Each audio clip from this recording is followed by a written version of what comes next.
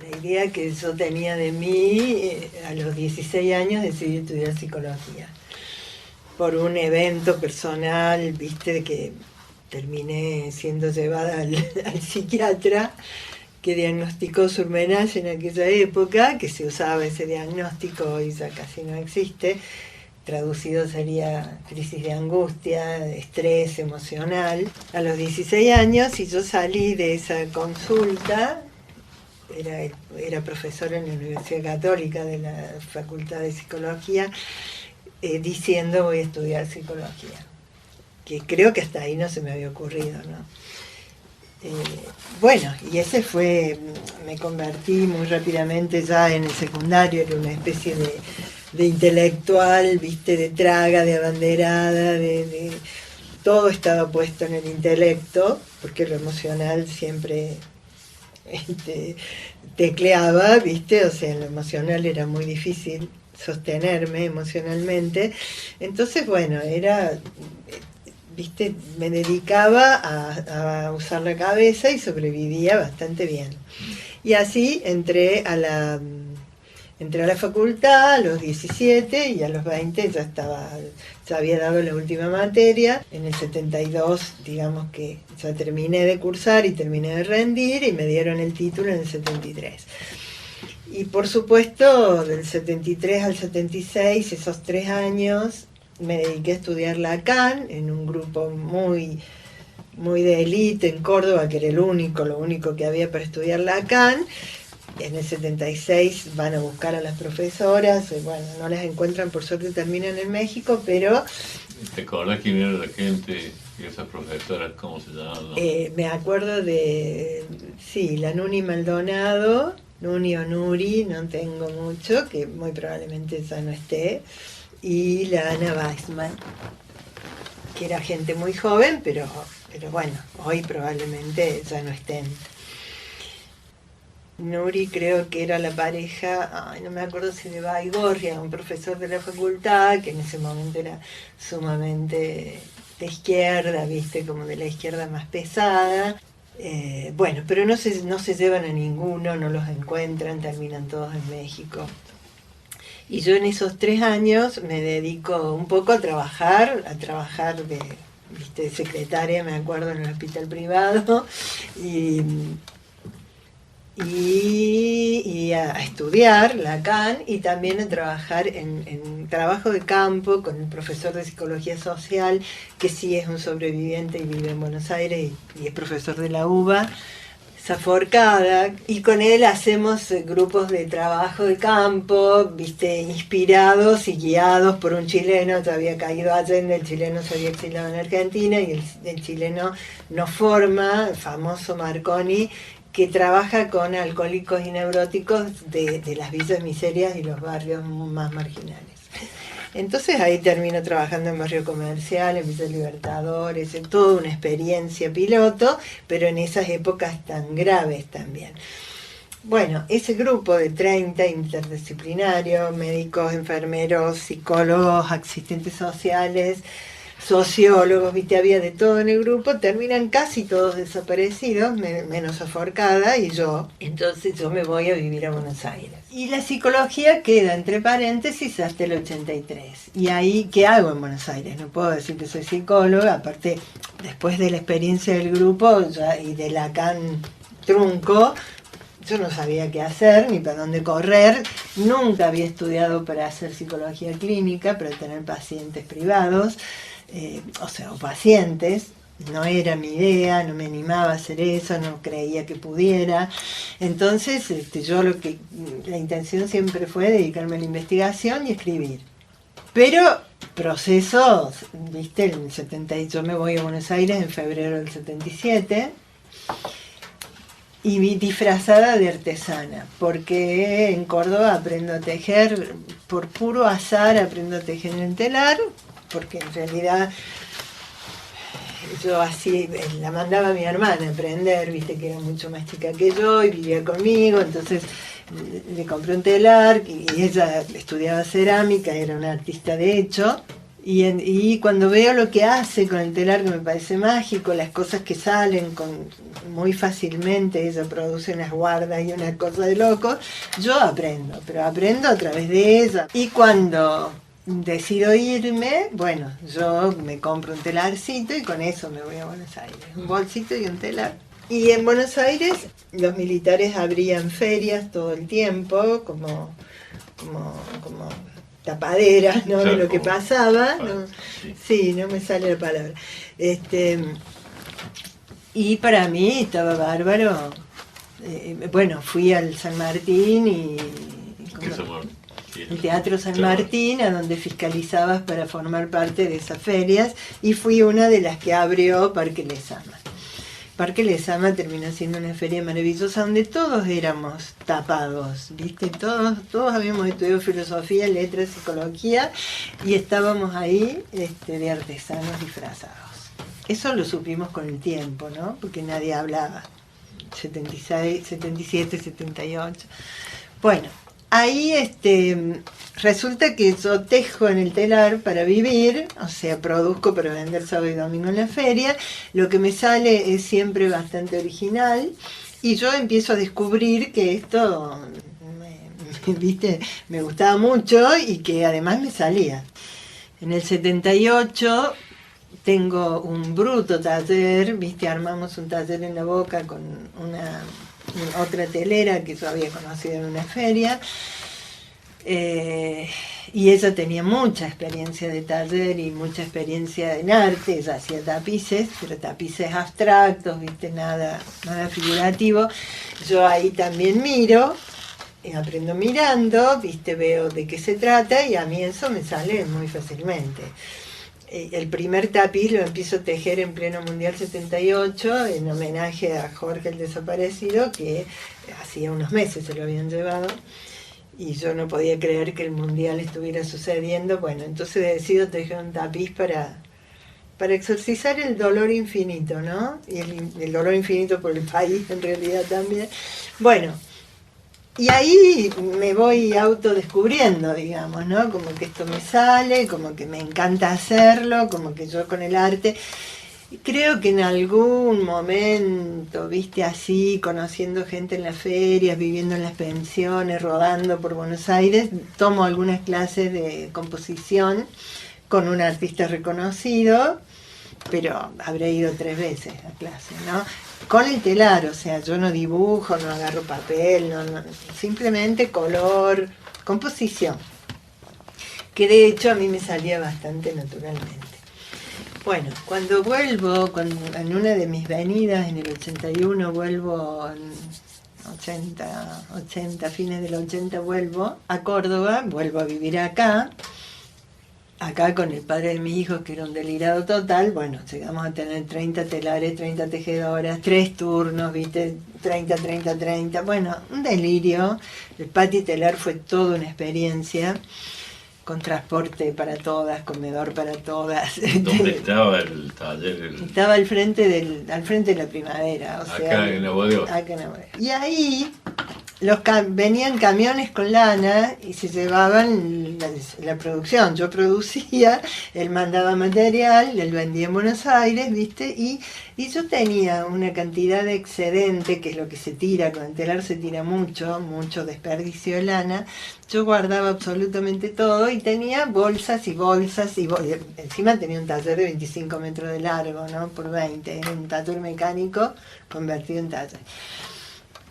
Entonces ahí se me ocurrió que el telar me quedaba muy chico, la urdimbre me limitaba a tejer ahí, entonces empecé a colgar troncos del techo, y sobre los troncos colgaba, y bueno, y descubrí que podía, que me salía, que el disfrute era infinito, y no te puedo decir cómo llegué era invitada a todas las ferias de artesanía en Córdoba. Uh-huh. Cosquín, FECOR, en aquel momento FECOR, Feriar Hoy.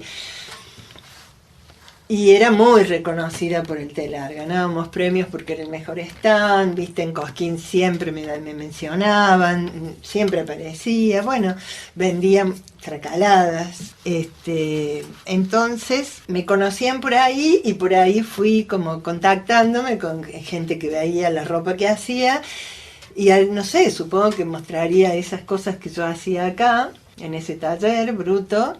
Y entonces empecé a ser invitada a la feria de arte de FECOR. O sea, no a ferias, a muestras individuales, pero participé de todas las ferias de arte, que en ese momento fueron 7 u 8, después no se hicieron más. Fui una de las que abrió el parque, el Paseo de las Artes, viste, cuando hubo la primera fiscalización ahí fui, me iba el domingo al alba y volvía sola, ¿no? Ahí Enrique ni existía, bueno, Martín tenía 10 meses, 11 meses, un año. Iba con él, por supuesto, era una feriante, pero iba a todas las ferias. No era muy hiposa, pero, viste, estaba todo el tiempo en eso. Yo me vestía, yo me tejía la ropa para mí, de verano y de invierno, lo que yo usaba, no sé, todo el mundo lo quería, pero yo lo hacía solo para mí. Bueno, viste, todos esos gustos que me di, qué suerte que me los di. Bueno, después apareció Enrique en el 78 y, viste, lo tuve a Martín inmediatamente, en el 80 volví, lo tuve a Martín en el 79, marzo del 79, bueno, y en ese diciembre volví a Agua de Oro y ahí fue donde se armó esta cosa, que duró hasta el 83. Pero todo ese tiempo todavía era proceso, y yo con la psicología, lo que sí, cuando volví empecé a hacer terapia en Córdoba, con un tipo bastante conocido, viste, trabajando lo femenino, porque ese fue el trabajo de toda mi vida, esto de amigarme con ser una mujer, y ahí, bueno, Luis, el terapeuta, también me incentivaba mucho con el arte, y analizábamos la obra, parte de la terapia era analizar la obra, fue todo muy, a mí tenía mucho estímulo para eso. Yo no confiaba para nada en mí, pero después salgo, viste, semifinalista del certamen de arte de Coca-Cola, que no sé si hoy se hace, pero que en ese momento era guau, y soy la semifinalista. Nunca supe cómo terminó eso porque no fui a Buenos Aires a buscar la obra, no sé dónde estará, ¿no? Bueno, porque de eso se encargaba Enrique, obviamente. Que ahí tengo estos coqueteos con el arte, participo de muchas cosas, esa es mi actividad. Al mismo tiempo que yo diseño la ropa de Pati Telar, ¿no? Hago el primer diseño y Enrique lo mocha y lo convierte en una prenda comercial y hace 1000 iguales. Yo hago una para hacer una y él hace 1000 iguales. Bueno, la cuestión que formo parte de un grupo de arte, viste, creado por Anaí Cáceres, que hoy todavía es una pope y artista plástica cordobesa que vive en Buenos Aires, súper reconocida, acaba de ganar un premio nacional, viste, la Anaí Cáceres. Y en el 83, un poco antes de que nazca Camila, este terapeuta me invita a que o empezás a trabajar de psicóloga o no te atiendo más. Eso era una amenaza mortal, como no me vas a entender mal. Entonces él tenía un centro médico, él era médico también, médico y psicólogo, no psiquiatra, ¿no? Un centro médico que había varias gentes, varios psicólogos también, me decía, bueno, vos formas parte del centro médico, yo te derivo. Y los pacientes te los derivo yo, por lo tanto vas a tener pacientes. Tenía montones de pacientes él. Bueno, y así con todo el miedo del mundo y sin saber qué ni cómo, primero empiezo a leer a escondidas, porque, viste, a quién le decía que iba a volver con la psicología, yo tenía ese bruto aparato acá a mi cargo, a Enrique no le podía decir, viste, que iba a volver con la psicología, pero bueno, la cuestión que empiezo a trabajar de psicóloga, pero me mudo desde Agua de Oro a Río Ceballos, porque Martín empezaba el jardín de infantes y yo quería que fuera un mejor colegio. Entonces me mudo a Río Ceballos y empiezo a trabajar en la clínica Ñupora, que existía, y soy la psicóloga de la clínica. Pero no era novata, era porque hacía clínica, que no había sido nunca mi cosa. Ya estaba entusiasmada con hacerlo, pero bueno, me la pasaba estudiando, Luis me supervisaba, seguía haciendo terapia, por supuesto, toda la vida, nunca paré. Y ahí tengo que decidir qué hago con el telar, porque dejarlo era un desgarro, pero tampoco podía hacer. No podía hacer las dos cosas. Primero ya no tenía este taller, tenía uno chiquito en Río Ceballos, pero no tenía tejedoras, no me iba a meter de nuevo en eso. Enrique iba y venía, no estaba fijo, no contaba con él, viste, sé que qué iba a hacer. Bueno, me dediqué a la psicología. Pero Luis, el mismo terapeuta, ¿Luis cuánto? Luis Bruno, me invita, incluso me beca, me lleva, me lo paga, qué sé yo, viste el curso de Gestalt, hacer la formación gestáltica con Adriana Snaque, y ahí me meto con la Gestalt y encuentro un modo de unir las dos cosas en este taller que te contaba que se llamó Tejiendo Emociones. Y entonces, junto a la gente de arte, incluso hay un evento en algún momento donde viene una telera muy reconocida y famosa, Silke se llama, Silke, súper conocida, a Córdoba a dar un taller y a mostrar su obra, alucinante su obra, yo no me pongo a llorar si me acuerdo. Bueno, y yo formo parte de su evento haciendo este taller vivencial. O sea, que salen de la Silke, da clases de teñido y de no sé qué, y salen de ella y van al taller vivencial. O sea, que eso fue en Córdoba un acontecimiento. La Silke en el San Martín y yo con ella haciendo el taller Tejiendo Emociones. Ujú. Después lo hice en el consultorio un montón de veces, con grupos más chiquitos, después lo hice en el Teatro Real, viste, como que ahí hubo toda una movida. ¿Y cómo era el taller ese de Tejiendo Emociones? Y el taller ese incluía el cuerpo, había movimiento, había conexión con las emociones, visualizando, viste, todo eran ejercicios gestálticos, todo. Como yo estaba haciendo la formación, encontré la beta. Y después de toda esa movilización emocional, viste, incluido el movimiento, todo guiado, todo, viste, con mucha estructura, en unos espacios gigantes, viste, no sé, en el San Martín hubo como 40 personas, viste, una cosa así. Yo repartía un telarcito hecho en cartón con un cartón ranurado donde se le podía poner la urdimbre y desparramaba material y ellos tejían lo que sentían. O sea, elegían el color, elegían la textura de la lana, todo lo que elegían tenía sentido y lo que producían, imagínate las cosas que se produjeron, ¿no? Después uníamos todos esos tapicitos en uno solo, por supuesto, en un bruto mandala. Todo esto era intuición pura, pues yo todavía no tenía mucha cosa en la cabeza de esto, pero bueno, la Gestalt me daba mucha tela, ¿no? Y bueno, y así se cerraba el taller, incluso duraba 3 días, trabajamos unas cuantas horas. Bueno, imagínate cuando esto se acabó ahí en el Soroco, ¿cómo se llama el bar de la esquina de San Jerónimo y Buenos Aires? Viste, todo, bueno, no sé, tengo unas memorias increíbles de eso. Todos juntos devolviéndome lo que les pasaba, ¿no? Y todos medios artistas, intelectuales, un montón, gente toda muy conocida, bueno, una experiencia súper rica. Pero la fecha, ahí ya estaríamos en el 86, por claro. Ahí yo ya estaba trabajando, no hacía telar, no hacía más ropa, no hacía, vivía en Río Ceballos, pero no, viste, pero no quería dejar el telar del todo. Bueno, hasta el 90, hasta el 92 que trabajé así, que esto lo hacía cada tanto en el consultorio, no lo dejaba, nunca dejaba del todo. Y bueno, y Enrique se había dedicado a tejer, viste, a producir así cosas únicas, a hacer poquito y vendía. Teníamos 3 locales en Río Ceballos de artesanía, entonces él se ocupaba de eso y era la primera vez que se quedaba y no se iba y bueno, fue el único tiempo donde vivimos juntos un tiempo largo. Bueno, en el 92 me separo.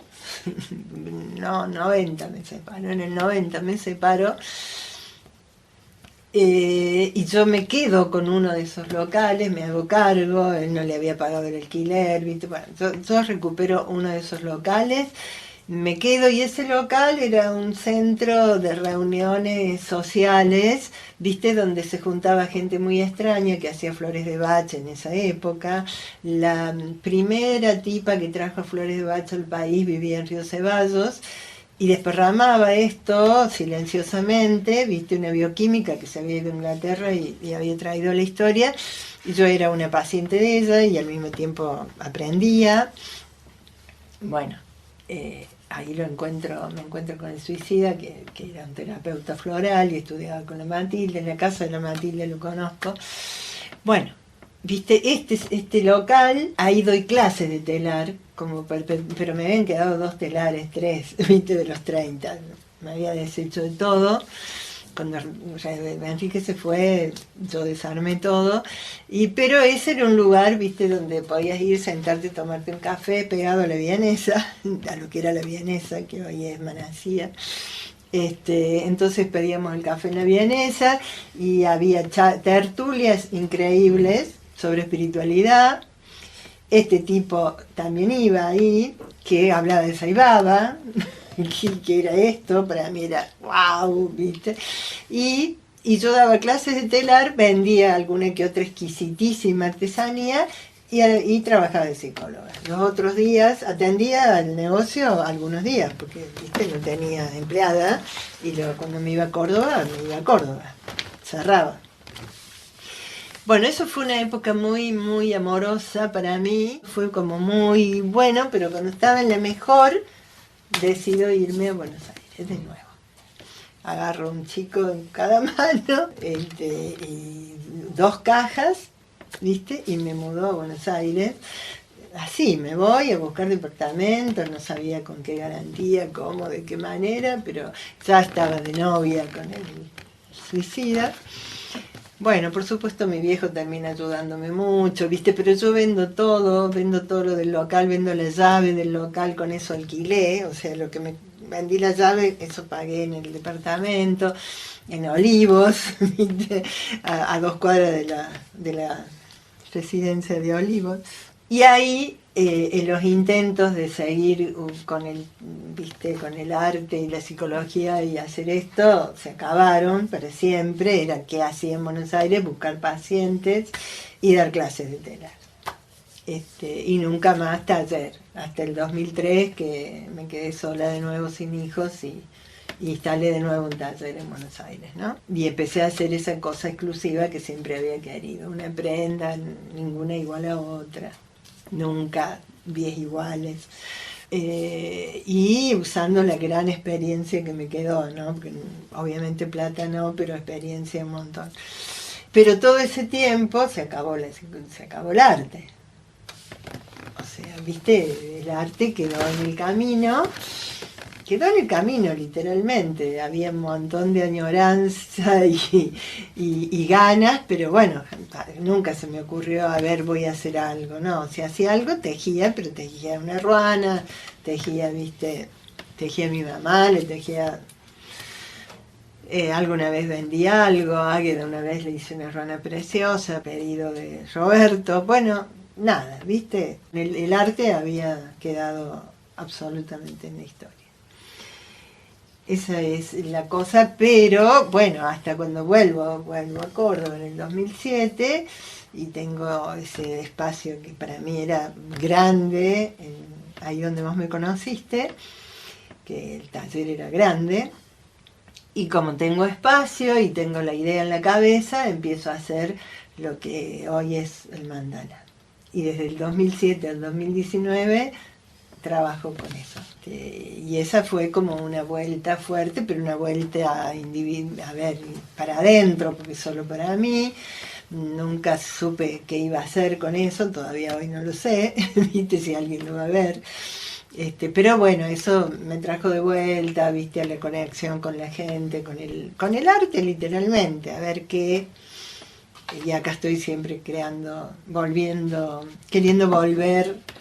a hacer vista desde ese lugar también, no solo como psicóloga.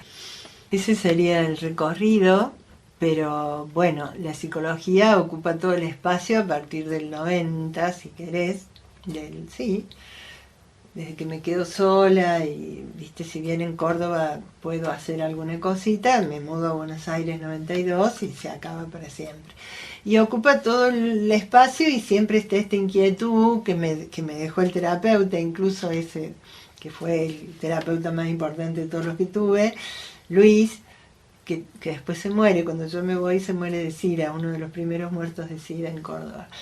Que es esto de trabajar lo femenino, o sea, no era cuestión de tener solo otro hijo para trabajar lo femenino, ¿viste? Era cuestión de... Tengo un terapeuta muy extraño en Buenos Aires que también, ¿viste? Se centra en eso y se centra en eso porque yo rompo mucho con qué es esto de ser una mujer. Y bueno, y después con Roberto me olvido en el sentido de que me olvido de yo ponerle atención, porque él me devuelve todo el tiempo cómo funciona lo femenino en mí, ¿viste? Claro. O sea... Pero, entonces, cuando vos te mudás a Buenos Aires, digamos, la imposibilidad de hacer... Arte. Laborar con el telar, digamos. Ah, arte y ropa. Claro, que se hacer, bueno, ser psicóloga. Ya llevaba 7 años, 8, claro. Psicóloga, ¿no? En Claro, el 83. Ya llevaba, bueno, no se me ocurría hacer otra cosa en mi vida. Claro. O sea, tenía 2 niños que mantener. Era con la psicología. Con la psicología. El tema de lo femenino, vos habías hablado de que ya venías... ¿En relación a qué, vos? No, básicamente lo que te decía Luis, que o sea, el tema de bueno, que te manda a tener otro hijo. Más o menos. Sí. Y bueno, Claro. tu laburo, ¿no? Ahí que con él empezaste a ver esa parte o ya lo venías vos. No, Digo, con las herramientas que tenías. Tenía 32 años, yo tenía un diagnóstico de esterilidad, de golpe tengo Martín, nadie sabe por qué ni cómo. Esa es otra historia, ¿no? Pero bueno, sí, Luis fue un invitante a mirar esto porque algo me pasaba, ahora no me acuerdo cuál era el planteo con Luis, pero tengo clarísimo que la idea de tener otro hijo, primero para tener un embarazo como Dios manda, como dicen los cuentos, ¿viste? Porque el embarazo de Martín había sido lo más dramático que podía haber vivido hasta ahí. Y había sido un embarazo que cualquiera diría, no, yo no quiero embarazarme así, ¿viste? Muy, muy triste, muy doloroso, muy. Entonces, un poco es que me debía un embarazo como la gente, que no había ninguna garantía que lo fuera con el mismo padre, pero bueno, Luis también estaba bastante loco, ¿no? Y por otro lado, algo tenía que ver conmigo y mi desconexión, no solamente con lo femenino, mi desconexión conmigo. Pero yo era una mujer, en definitiva. Entonces, viste, obvio que creo que él apeló a la vía que en ese momento era como la vía natural. Bueno, ¿qué es lo que más te conecta? Un embarazo. Pero a mí me quedó la inquietud y tengo clarísimo cosas así con el terapeuta de Buenos Aires, que era otro recontrachiflado, viste, que yo usaba unas camisetas de encaje y que siempre se veían, casi que a propósito se veía este pedacito, porque era, viste, encaje negro, y entonces él usaba eso y me decía, sí, claro, de femenina nada, pero mírate la prenda que se te ve. No sé, esas cosas me acuerdo de Alfredo. Y bueno, ese era todo un tema también, porque yo era, viste, re flaca, re alta y no tenía un cuerpo de mujer, era una longilínea tabla, re flaca, sin tetas, y muy andrógina para vestirme. Yo me tejía la ropa, entonces, viste, eran todas camisolas largas. Y jean, y no me lo saqué nunca el jean, hasta que me lo saqué ahora, que estuve años sin usar jean. Y entonces, bueno, en Buenos Aires otra cosa que me iba a poner, jamás tenía plata, viste, para otra ropa. Entonces era como que no tenía sexo. Y eso con Alfredo fue muy trabajado. Pero después de eso, no, viste, Jung que aparece en mi vida, la Gestalt ya estaba muy instalada y viste masculino, femenino, hasta que llegan los arquetipos y me recontrasuena. Y ya te digo, Roberto siempre, también él así hincapié, por alguna razón. Yo ahí ya no era tan andrógina ni tan, tenía 40 y pico de años, 44 años.